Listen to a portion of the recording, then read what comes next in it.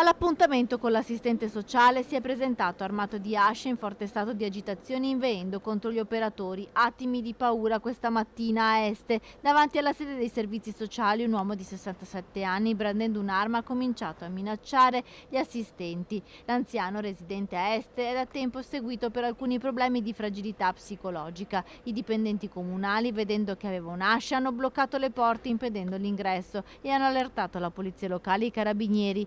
Testimone oculare di quei momenti concitati il sindaco di Este che stava arrivando in municipio. Non è un delinquente, non è un malfattore, si tratta di una persona che insomma, per questioni mediche vive con frequenza alcuni stati di alterazione molto forti. Questa mattina lo stato di alterazione era particolarmente grave, insomma, però insomma, ecco, più che un pericolo reale o un panico vero, insomma, è stata una situazione insomma, assolutamente ben gestita dalla nostra polizia locale e dall'Arma dei Carabinieri. Quando i carabinieri sono arrivati hanno visto l'uomo in stato confusionale molto agitato. Insieme agli agenti della polizia locale lo hanno bloccato e gli hanno tolto l'ascia, poi lo hanno calmato. Volontariamente insomma, è salito sull'ambulanza, adesso è ricoverato insomma, e poi quello che verrà fatto insomma, naturalmente in accordo con l'USL insomma, verrà deciso in giornata, insomma, però è un soggetto già seguito. Ora il 67enne è ricoverato all'ospedale di Schiavonia per accertamenti. Questa mattina pretendeva del denaro dagli assistenti sociali, ora si sta valutando un nuovo percorso di aiuto.